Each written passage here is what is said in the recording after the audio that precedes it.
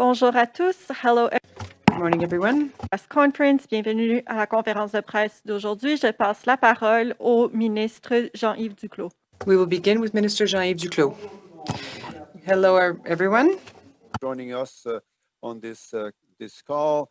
I'm delighted to be in the wonderful company of Minister Anita Anand, who is Minister of Public Services and Procurement, Major General Danny Fortin, who is the head of logistics at the National Operations Center, will also speak to us shortly, followed by Dr. Tam, who is the Chief Public Health Officer at the Public Health Agency, and Dr.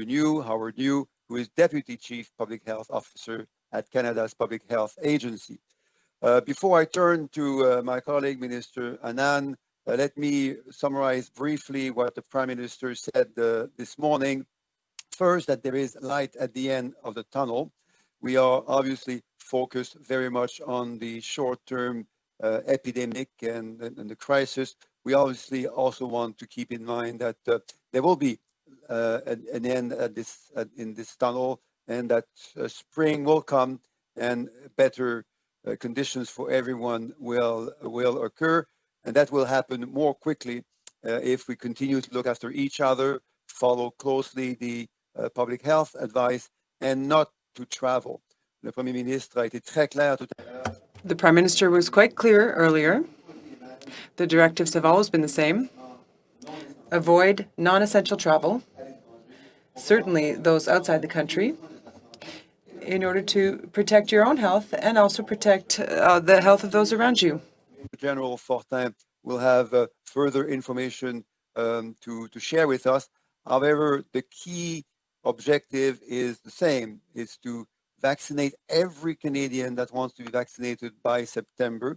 Our medium-term objective also remains the same, to have Canadians being delivered 6 million vaccines by the end of March, and that being done in the most rapid and the most efficient manner, but also in full collaboration with provinces and territories that have the important and challenging and difficult work to administer the doses in Canadians' arms.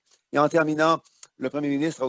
And in closing, the Prime Minister also mentioned two important messages. Firstly, the link between people's health and our economic health. We learned that over the course of the pandemic, and we will keep this in mind, that while looking after people's health, we will also be looking after our economic health. He also alluded to the fact that once we're through this public health crisis, there is an environmental crisis that we will continue to work on to ensure, as we've always said, our environmental health is also linked to our economic health. I would now be pleased to turn to my colleague Anita for her remarks. Merci beaucoup. Thank you very much, Jean-Yves. Hello, everyone. Let me begin by thanking Canadians for following public health guidance to help slow the spread of the virus at this pivotal time. The sacrifices being made to protect families, friends, and fellow citizens are very difficult, but essential. En plus des vaccins qui seront essentiels pour... On top of the vaccines that are essential to conquer COVID-19, we must continue to adhere to the guidance that Dr. Tam and New continue to share. A diversified vaccine procurement approach. Given global demand for products emanating from a limited number of suppliers, we knew that we would likely need to weather challenges with supply, given complex manufacturing, unprecedented global demand, and rapid acceleration to peak production. We clearly saw this last week with news from Pfizer of temporary disruption delays. This was very disappointing, and I spent the weekend on the phone with Pfizer executives and my team. We reiterated firmly the importance for Canada to return to our regular delivery schedule as soon as possible. Pfizer assured us that it is deploying all efforts to do just that. This is an evolving situation, but I will continue to update Canadians as soon as I have additional information. This is the reason that I'm here today and that I will return to continue to update Canadians. Il est important de se rappeler cependant. It is important to remember, however, that this is a temporary delay. Canada will receive its full allotment of doses this quarter. While this news may be viewed as a setback, I want to remind Canadians where we stand. In addition to Pfizer, we continue to receive steady deliveries of Moderna. Those deliveries remain on track. By the end of March, we too, as a country, will remain on track. We expect to have 6 million doses of Moderna and Pfizer in Canada and 80 million doses by the end of the year, the vast majority of which will be delivered before the end of September. And we have agreements in place for 5 additional vaccine candidates, which we will bring to Canada as soon as possible once they receive regulatory approval. Let me be very clear in terms of assuring Canadians. Have enough vaccines in Canada for everyone who wishes to be vaccinated prior to the end of September 2021.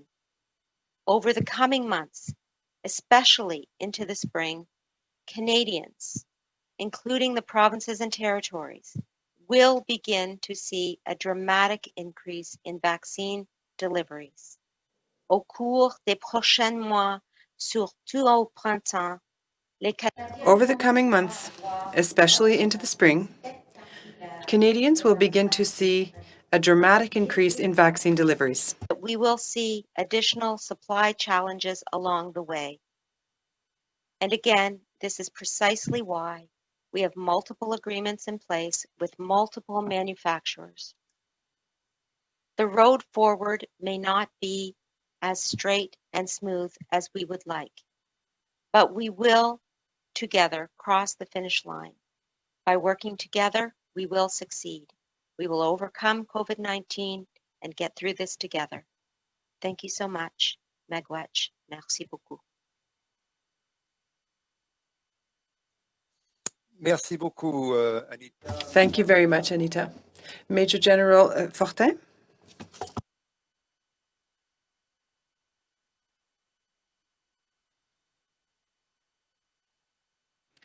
Major Général Fortin, votre caméra est...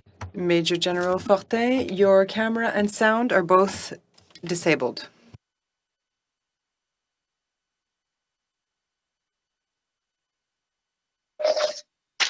Désolé. Ça devait arriver une fois, ça m'est arrivé à moi. So sorry, it had to happen once and it happened to me. Hello, ladies and gentlemen. I'd like to talk to you about Pfizer, the reduction in doses, and tell you a bit about Moderna too. So first of all, in terms of the reduction of the Pfizer doses, I'd like to thank you for your comprehension. And as we work on Pfizer's fluctuating availability over the coming weeks, as announced Friday, and as reiterated by the minister just now. It's a fairly major reduction in Pfizer doses for over the next 3 weeks, and then things will return to normal. There will be a considerable impact in all provinces, of course.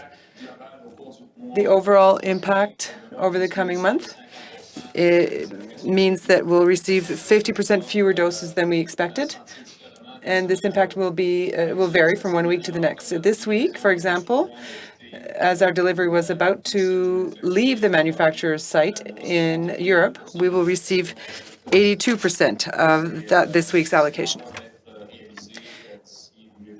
And that we expect to receive by the middle of this week. But next week's delivery will be affected.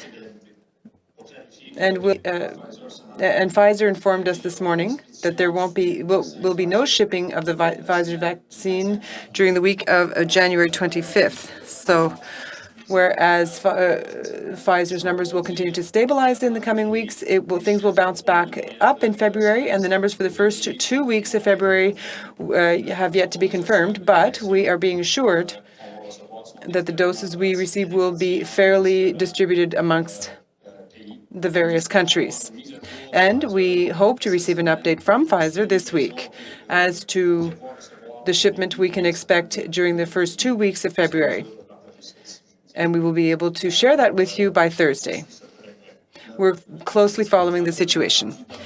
Obviously, Pfizer's goal is to deliver 4 million doses by the end of this quarter, the first quarter, so by March 31st. Now, with respect to Moderna, we continue and plan to receive 230,000 doses during January and in the coming days. And as previously mentioned, Moderna's deliveries are laid out over the next 3 weeks. Flexibility and their patience as we work through the fluctuations of Pfizer allocations over the next several weeks. In general, we anticipate a significant decline in Pfizer supply over the next 3 weeks, followed by a ramping back up of supply. There will be considerable impact across all provinces, asymmetric across the board.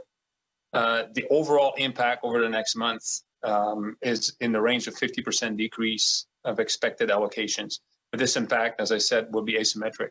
This week, as our shipment was being prepared, there's minimal impact. And in fact, we're receiving 82% of what we had originally planned on receiving.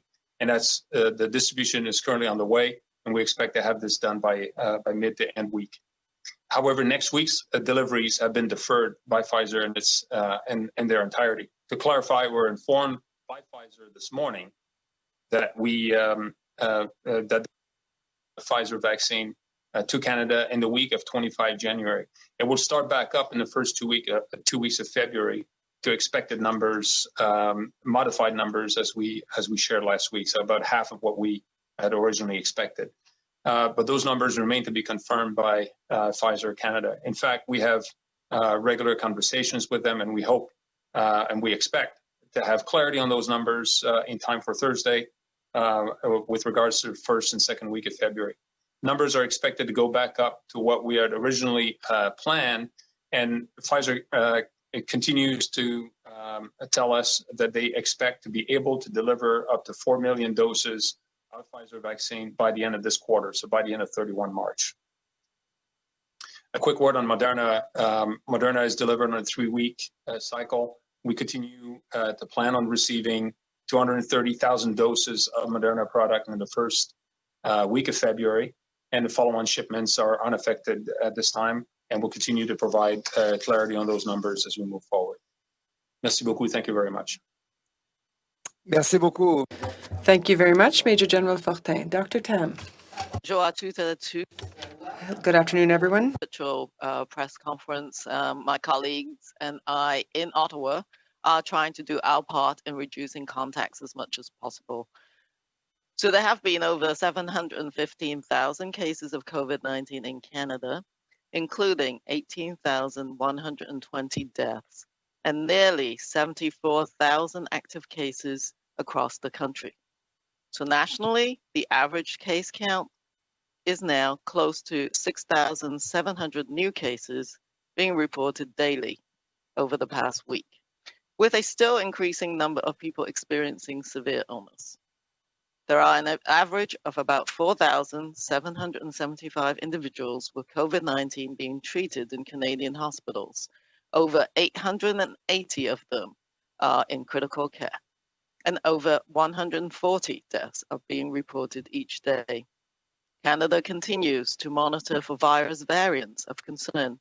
To date, the National Microbiology Laboratory has verified 23 cases with a variant first reported in the United Kingdom, and 2 cases with the variant first reported in South Africa. By now, we have seen time and again that our actions matter, as we've watched COVID-19 trend up and down and up again. And we are reminded that our actions have consequences. Every time we get a little too tired or a little too excited about holidays or thinking that vaccines could give us a quick shortcut, we are met with a new spike of activity as COVID-19 tries to take the lead again. We have also come to realize that we're not all on equal footing and that some in our communities need additional support to be able to keep themselves and their loved ones safer. Last week's National Epidemiology and Modeling Update was the latest reality check. Of course, we're all tired and want this to be over and ultimately to win against this virus. But we are again at a pivotal moment where there is a great deal at stake. As cases accumulate ever more quickly, hospitalizations, critical illness, and deaths will continue to rise. It is incumbent upon all of us to prevent more of these tragic consequences. Redoubling our efforts and not letting up is the difficult work we need to do now. The consequences of these actions are the compound benefits we all want. By suppressing COVID-19 disease activity, we're all contributing to reducing the burden on the health system, supporting our healthcare workforce in the difficult task of planning and implementing mass vaccine rollout, and giving vaccines a longer runway to begin to work as access expands to reach all Canadians. For all we have been through and all we stand to achieve in the months ahead, we owe it to ourselves and all those we have worked to protect thus far to see this through and save every life we can. Every vacation travel we postpone for a better time in the future. Every outing or activity we avoid, shorten or limit to essentials.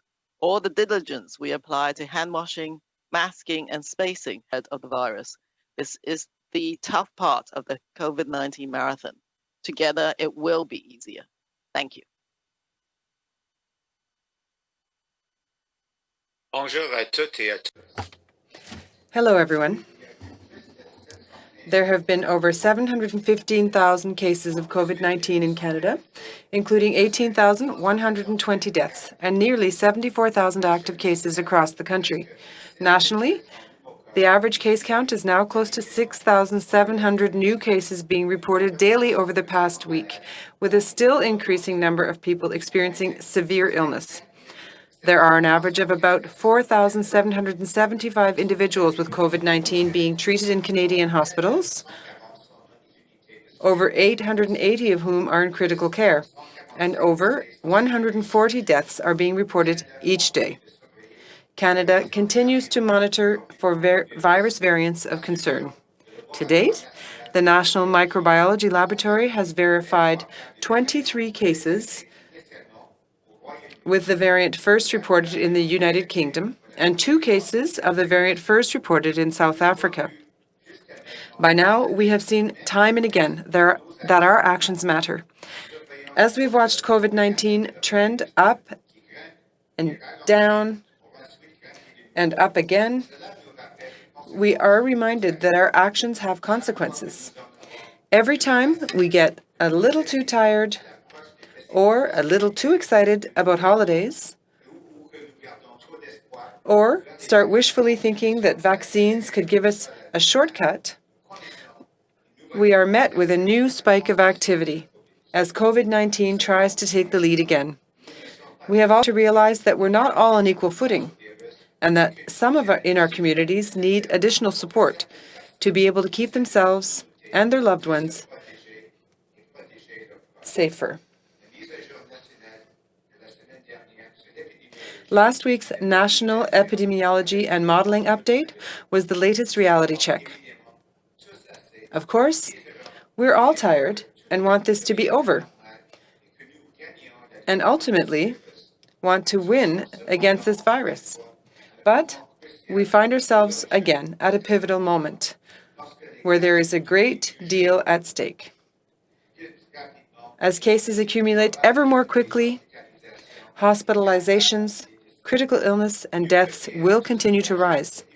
It is incumbent upon all of us to prevent more of these tragic consequences. Redoubling our efforts and not letting up is the difficult work we need to do now. The consequences of these actions are the compound benefits we all want. By suppressing COVID-19 disease activity, we are all contributing to reducing the burden on the health system, supporting our healthcare workforce in the difficult task of planning and implementing mass vaccine rollout, and giving vaccines a longer runway to begin to work as access expands to reach all Canadians.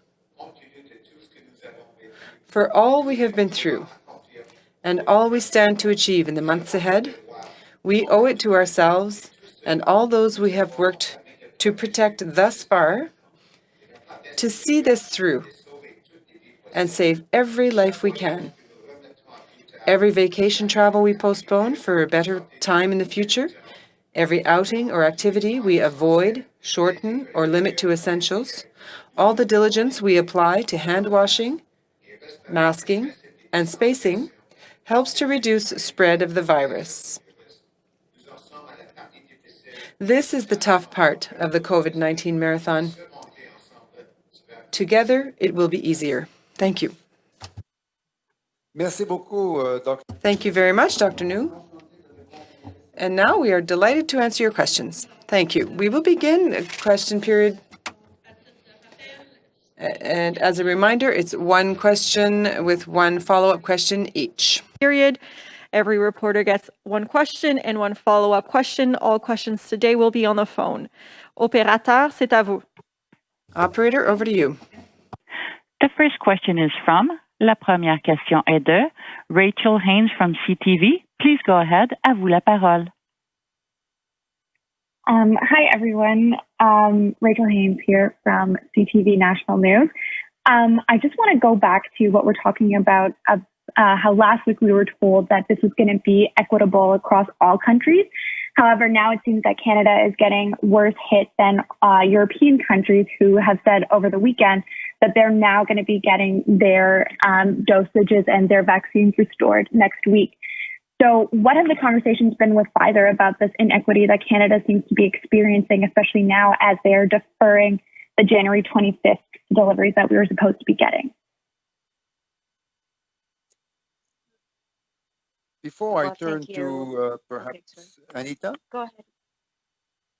before I turn to Anita and possibly to Major General Fortin, let us be all mindful that we've been very successful until now in having excellent relationships with both Pfizer and Moderna. And that's why we have been the second country in the Western world, first to approve and then to administer after the UK, the Pfizer vaccine. We have been the second country in the Western world, first to approve and then to administer the Moderna vaccine after the US. So we've been demonstrating over the last few weeks that we are fully in touch and in great collaboration with the country that we're almost also very focused, and Minister Annan and Major General Fortin might want to reinforce that focus on the medium-term objective of securing our agreement with Pfizer, which is 4 million doses in the first quarter, that is between now and the end of March, with, as we've said earlier, the ultimate objective of vaccinating every Canadian that wants to be vaccinated by September. But Minister Annan might have something to add, perhaps to correct or to clarify, and the same thing for Major General Fortin. Well, thanks, Jean-Yves, and thanks, Rachel, for the question. I want to, first of all, state that I spoke with Pfizer over the weekend. I insisted on equitable treatment in terms of global supply reductions that it had announced. And indeed, Pfizer assured me and Canada of equitable treatment. Canada remains on track to receive the 4 million doses that Pfizer previously committed to arrive before the end of March. And with the 2 million doses of Moderna, which are also on track, we remain on track to receive the 6 million doses as we have previously stated. The reduction is a temporary one, and Pfizer Canada has assured us that we will have our full allotment, and I believe that Europe will also receive its full allotment. In terms of the way in which Pfizer is ensuring that it meets its quarterly allotment commitments, those are questions that Pfizer needs to answer as opposed to me, because I don't have the answers regarding Pfizer's decisions. but we have been assured of equitable treatment, and we have been assured that we will receive the 4 million doses from Pfizer as previously promised. Thank you.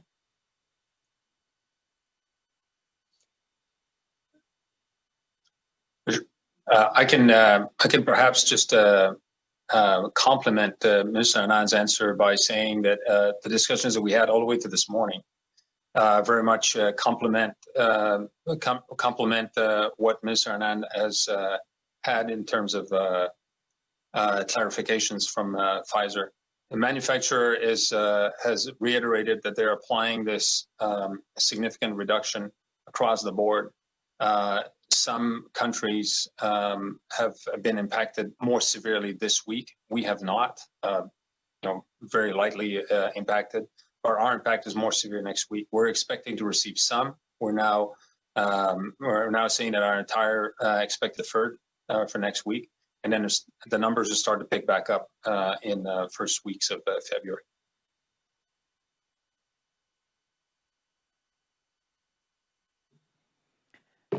Follow-up question? Yes, thank you. I understand about what you're saying, Major General, about some countries having been more impacted this week. However, some countries like Spain, we're seeing only about a 50% reduction this week, and then their delivery schedules, again, we're picking up the week following, whereas it seems that we're having a bit more of a reduction and no end or not as quick as an end to those reductions. But in terms of further reductions in supply, Minister Anand, you mentioned in your comments about it's possible that we're going to be seeing further supply issues. Has Pfizer made any guarantees that we won't be seeing any further reductions in their supply? Are there other options that Canada consider, like perhaps paying more for vaccines so that we don't continue to see any reductions? Thank you so much. One of the positive moments in the conversation with Pfizer was indeed the assurance that we received that they remain on track to deliver the allotment for Canada that had been promised. And together with the Moderna shipment, we are on track for our Q1 deliveries. Having said that, in every conversation that I have with every supplier, I am reiterating the importance of earlier and earlier deliveries, including in Q1. And that will not change. Every conversation that I have, I will stress the urgency of the situation that Canada is in, and I will stress the importance of having doses in this country as soon as possible. Thank you. Merci. Thank you. Next question. Thank you. Merci. The next question is from, la prochaine question est de Catherine Lévesque de la Presse canadienne. The next question is from Canadian Press. Please go ahead. Yes, good morning to all of you. My question is for Minister Anand. Correct me if I'm wrong, but I think we're receiving 1.2 or 1.4 million doses of Pfizer vaccine between now and February, the end of February. So what about the 4 million doses in the first quarter by the end of March?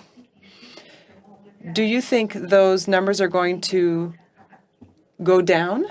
Do you foresee any particular problems?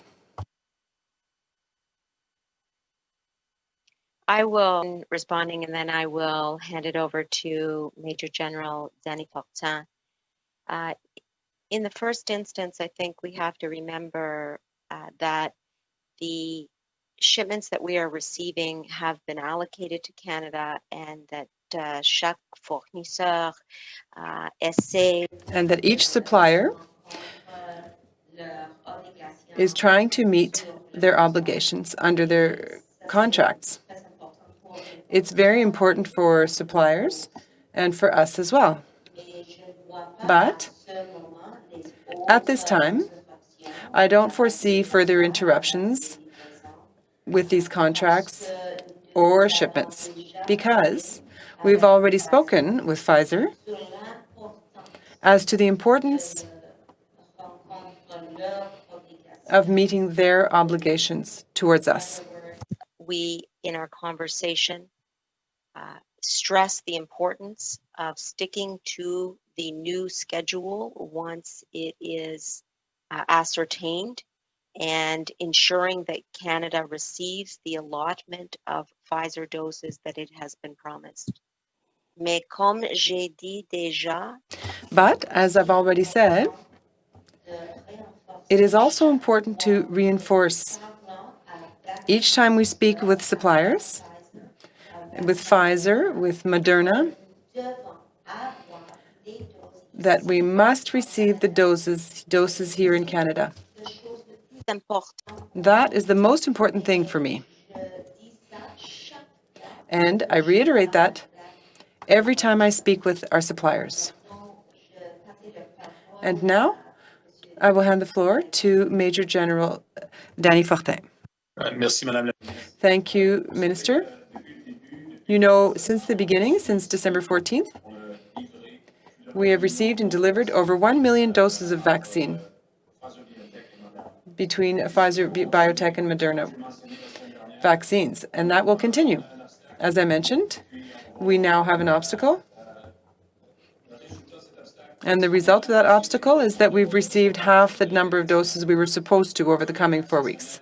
Very little impact this week, severe impact next week, more severe than we were initially expecting. So let's have a look at the following weeks. There will be an increase in February, and we still expect to receive the 4 million doses by the end of March. What this will mean concretely in terms of February?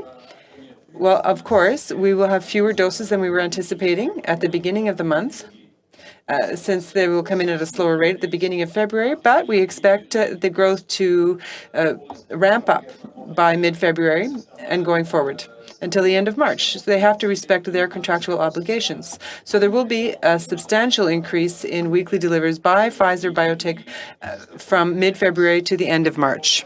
Let's not forget the considerable increase of both approved vaccines over the month of April. So, while all this poses real challenges for us, we will be prepared for the second quarter of this year in terms of preparing to receive for significant increase in receiving and distributing vaccines across the country. Thank you.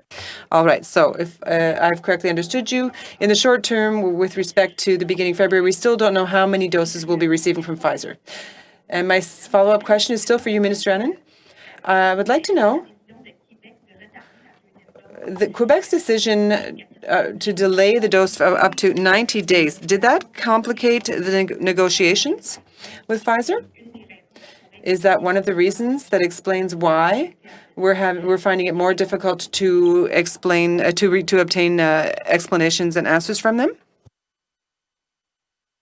merci. Answer. Thank you for the question. No, not at all.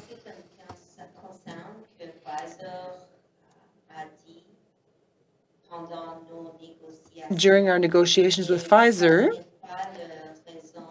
they did raise that concern, but that's not why they've reduced their distribution levels.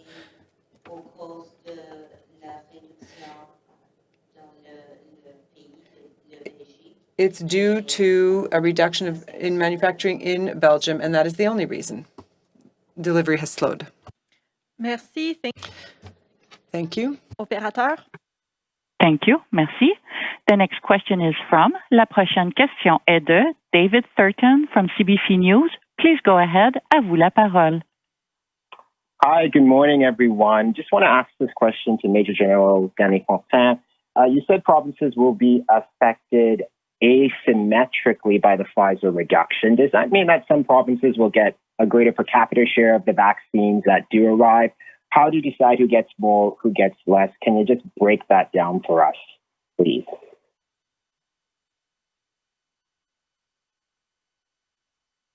Thank you, David, for your question.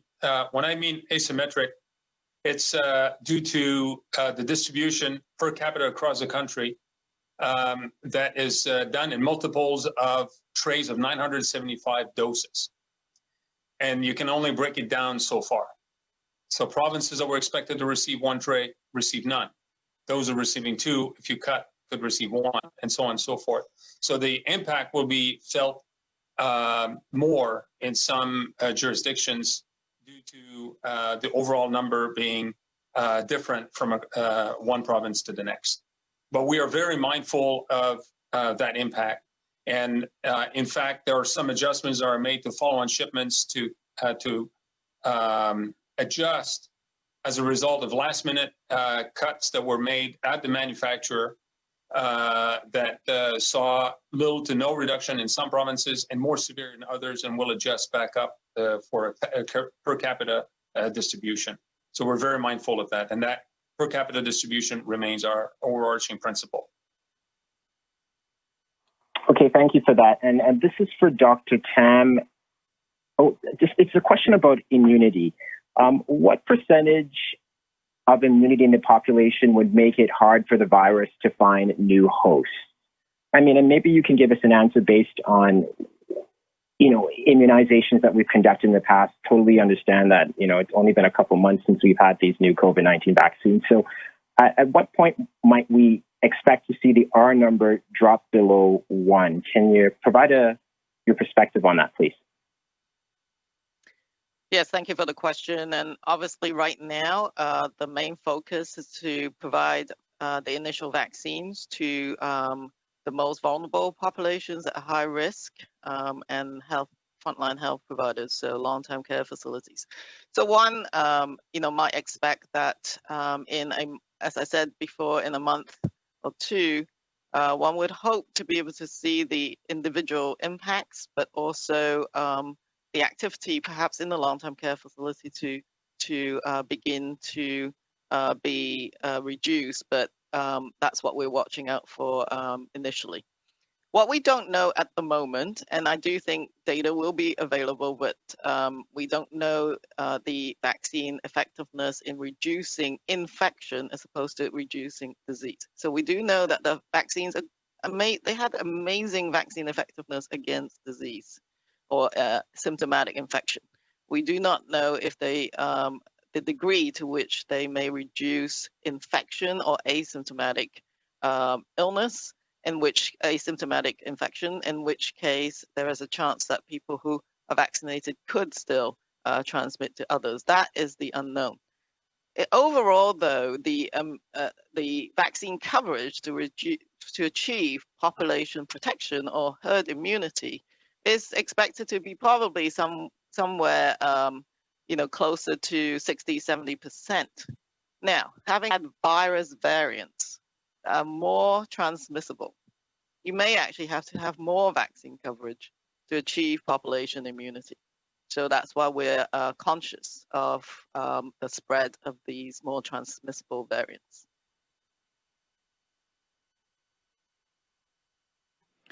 Thank you. Merci. We will take the next question. Prochaine question.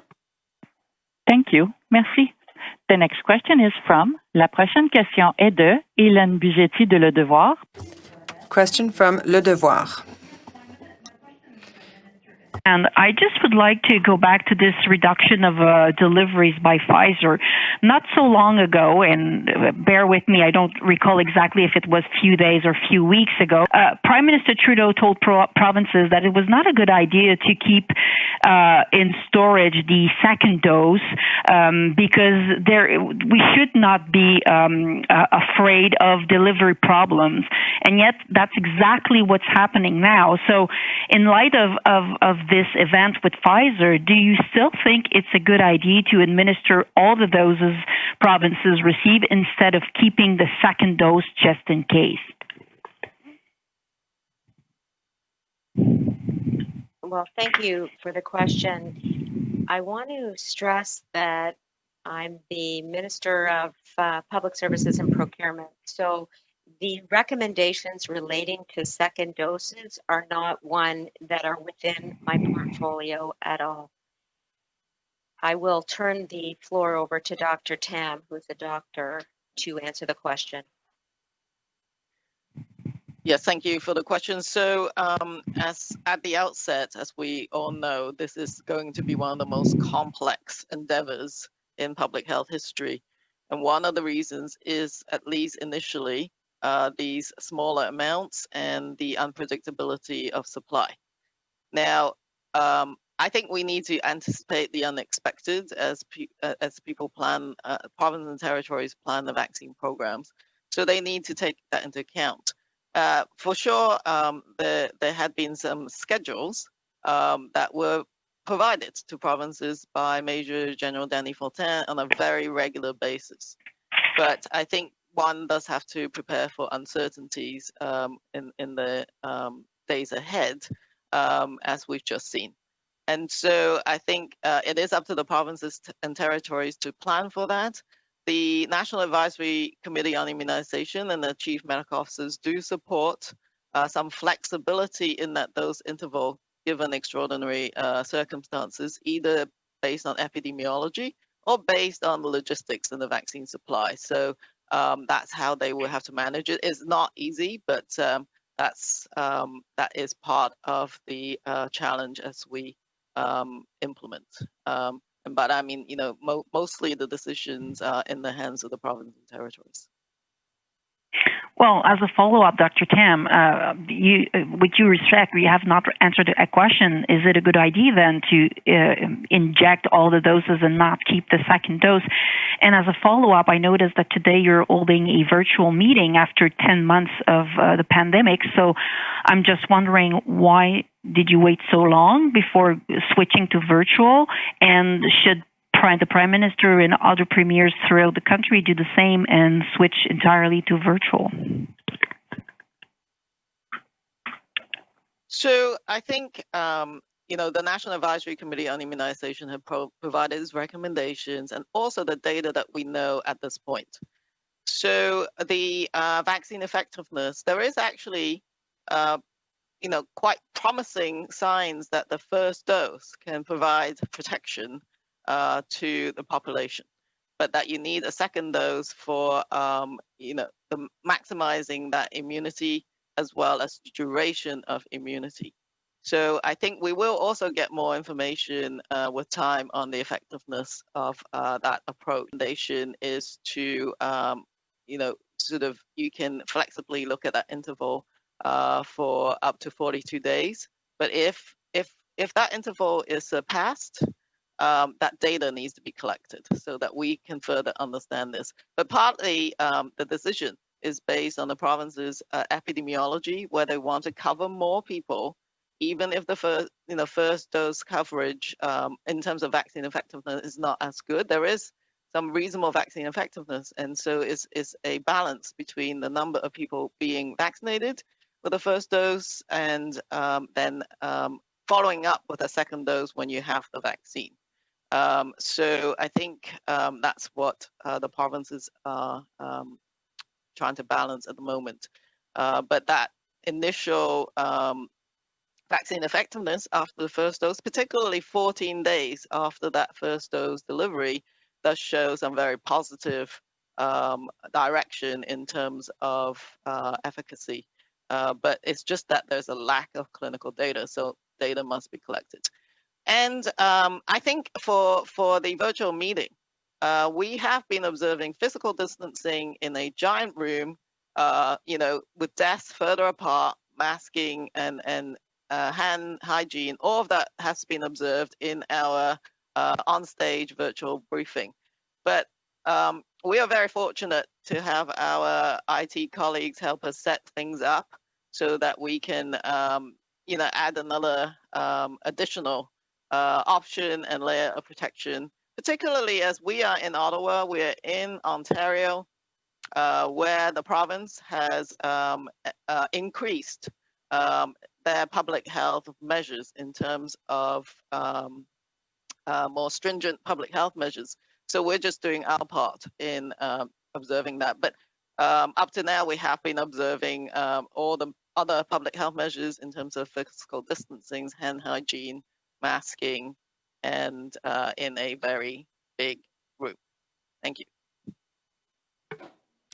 Thank you. Merci. We will take a final question. Nous allons prendre une dernière question. Opérateur. Thank you. Merci. The next question is from, la prochaine question est de Abigail Bimam from Global News. Please go ahead. À vous la parole. Thanks for taking my question. For both Dr. Tam and Minister Anand, on rapid tests, Canada's Testing Task Force's report highlights that rapid testing is one of 4 priorities, but it's been months since some of these rapid tests have been approved here. Why are we so behind at rolling them out? So maybe I'll start and start because I'll just talk about the procurement angle and then I'll hand it over to you. Is that okay, Teresa? Yes. So from a procurement, thanks. So from a procurement perspective, let me just say that we have procured over 40.5 million rapid tests, and we have distributed a large number of those to the provinces and territories. Over 14 million have gone to the provinces at the current time. And so our role as a federal government has been thus far to supplement testing regimes that the provinces currently have by procuring rapid tests. And we will continue to be supportive to the provinces in any way we can, not just with rapid tests, but of course with vaccine procurements and with covering the costs of those procurements as well as we have done. Dr. Tam, over to you. Yes, thank you. So as Minister Anand has said, that over 14 million test kits have been distributed. Certainly at the Public Health Agency level, we've been working with the province and territories, chief medical officers, experts in providing guidance to support the application of a range of tests, including rapid tests, both the molecular tests and the antigen tests. And so part of our next stage, and I think it's great that the minister has struck this expert group to further support provinces and territories as they think about how to really step up on the application of those tests. So I think that was a very welcome report. And I have seen that there's many jurisdictions right now beginning to implement some of these tests, having validated the antigen test, for example, with the existing PCR testing. So I have, in my discussion and roundtables with provinces, seen that actually increase in the application of these tests. Where it has been extremely helpful has actually been in remote and isolated communities where these tests have played a key role. But also, I think now I think at long-term care facilities and other high-risk settings is some of the key places where I expect that province territories will be rolling them out. But yeah, so I think it is important as a very key pillar of our public health response is testing as part of contact tracing and isolation. So I think that right now, as everyone knows, we're experiencing resurgence in many areas of the country. Stringent public health measures are being applied during this period. And we want to see the peak of this epidemic, and we want to see it coming down sustainably. During that period of time is when we can scale up some of these measures to just add more layers of public health measures as before people start easing things up. It's important that capacity is put in place. And a follow-up question specifically on seniors. We know that the elderly are more vulnerable to COVID. I'm wondering how you feel, Dr. Tam, that people who are over the age of 70 who don't live in long-term care homes are not part of the highest priority groups in some provinces. I do know that they are priorities. So the National Advisory Committee on Immunization again indicated that seniors and those certainly living in congregate settings, whether they're long-term care or residences actually for seniors, that's another retirement communities where there's congregate living are key. But it's just a matter of getting the supply in order to do it. So that in the community, one might expect to start with the oldest members of our society, and then going down to younger and younger age groups by 5-year increments is actually part of the plan. So I think it's just a matter of the implementation timeline with the doses available. Thank you. Merci à tous. Ceci met fin à la conférence de presse. Thank you, everyone. This brings today's press conference to a close.